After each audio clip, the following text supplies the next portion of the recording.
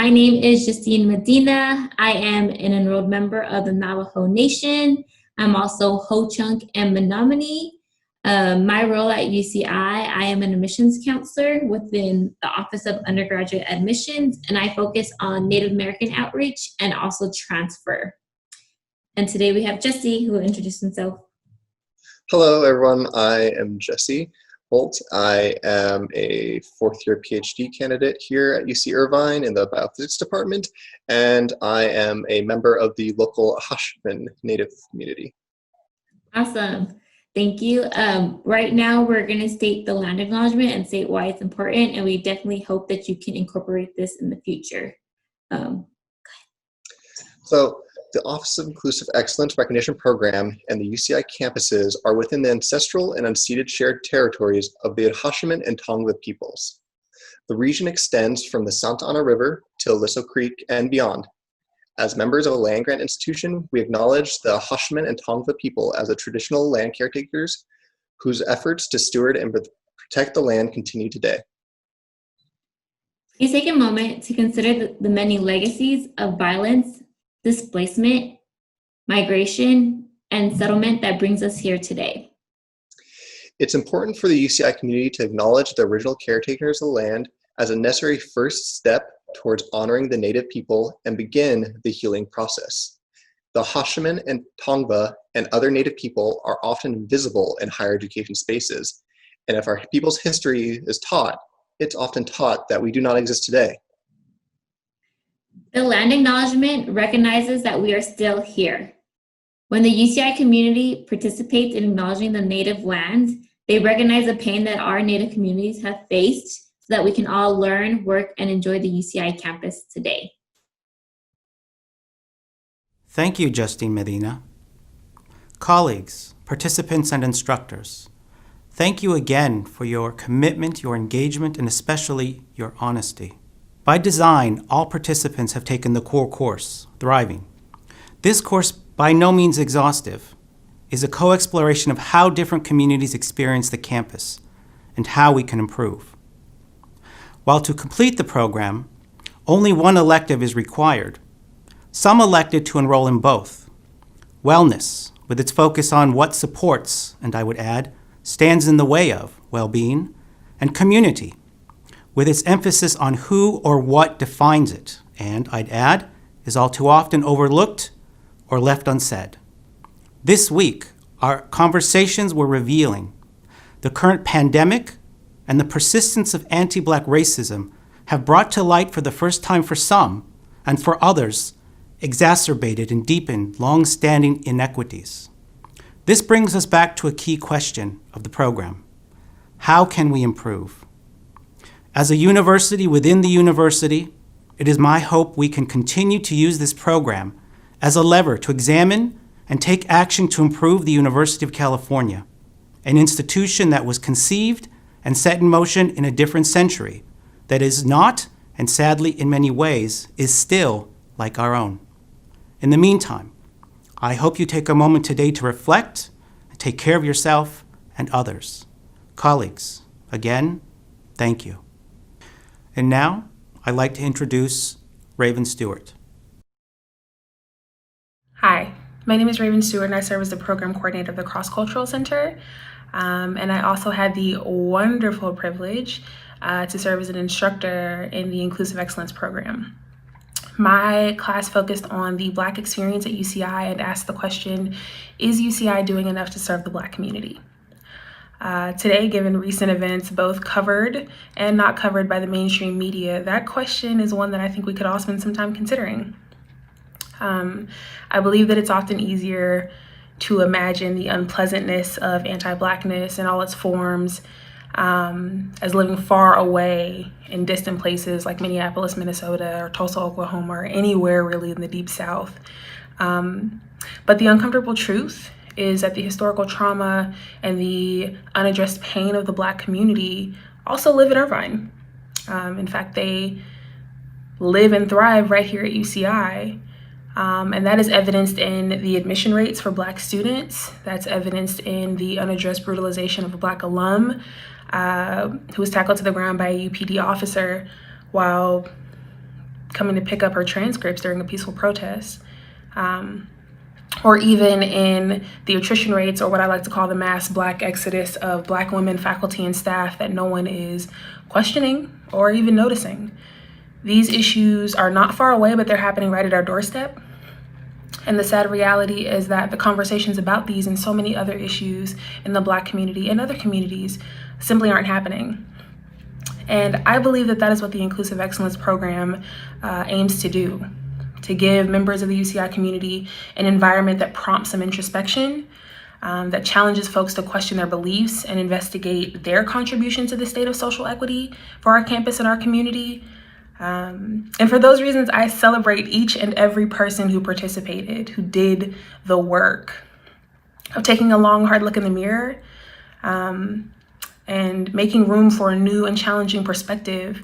Everyone who stepped outside of themselves and thought about someone else's experience and how they can use their power and agency, positionality, to change those experiences for the better.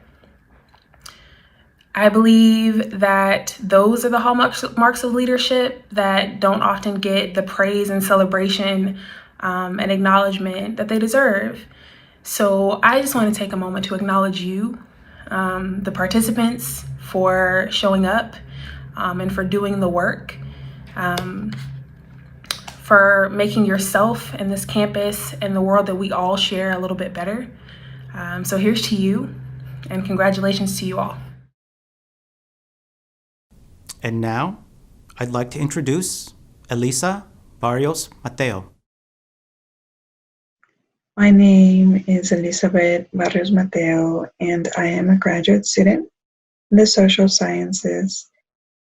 I came to this certificate program as somebody who felt very new to campus, only in my second year, and I wanted to get more involved and do more to advance equity. I wanted to first hear, of course, from people who are already doing that, and this was an opportunity to do that.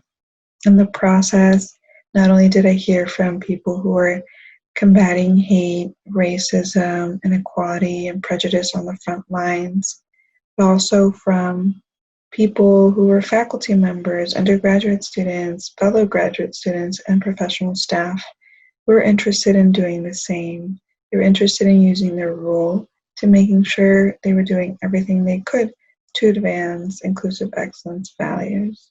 And so we had very meaningful discussions on topics that, of course, are important and often heavy. And even though we did not walk away with all the answers, we walked away thinking about how to take theory into action.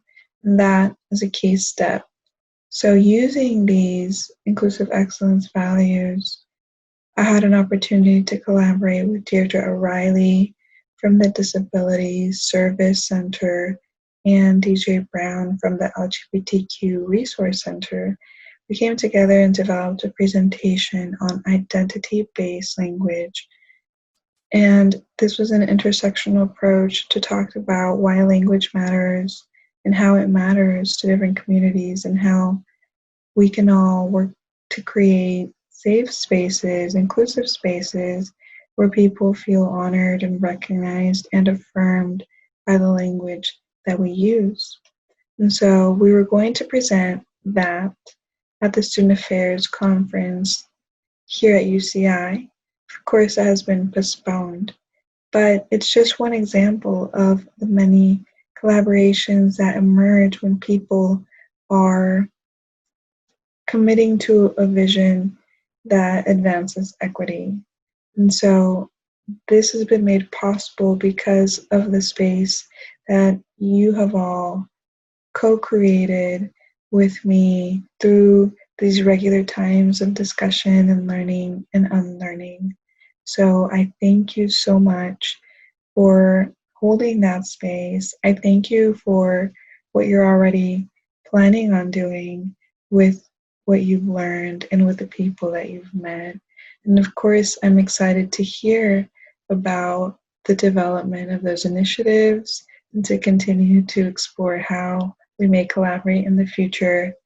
I recommend this space for others who are curious, who are beginning, or maybe very advanced in their journey in social change here at UCI, but are eager to find others and to build networks that understand and value and leverage strategic pillars and vision to create environments that promote academic learning, that promote personal growth as well. So I wish you all well. It's been incredible to share this space with you over the course of a year. And I can't wait to reunite and to keep in touch. Happy summers to everyone, and cheers to this course continuing in the fall. On behalf of Chancellor Howard Gilman and Executive Vice Chancellor Hal Stern, I want to welcome you to this important occasion as we recognize individuals who have completed the UCI Inclusive Excellence Certificate Program. This inaugural cohort of graduates totaled more than 120 people, exceeding my wildest expectations. By so doing, each of you have seized the opportunity to augment your capacity to be agents on behalf of inclusive excellence. In truth, in your current roles, whether as undergraduates, graduate students, staff, and faculty employees, you already are engaged in helping to build and sustain a campus community where all expect equity, support diversity, practice inclusion, and honor free speech. Indeed, the 20 hours of coursework and discussion emphatically represent a commitment to grow as leaders while helping to transform the campus. In acknowledging your time and commitment, I want to thank you. And I want to thank you together with our inspiring facilitators in creating brave spaces for candid conversations about the tensions between our campus principles of inclusive excellence and the lived realities that our students and coworkers navigate each day. The insight provided by our instructors, I do hope, help to expand your lens about the people who work, learn, teach, and discover.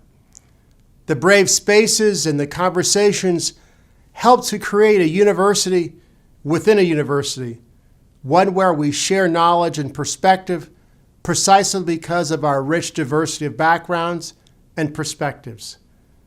To this end, I want to remind you that as graduates of the Inclusive Excellence Certificate Program, you will be eligible for applying for funding to pilot interventions to advance our Inclusive Excellence Action Plan.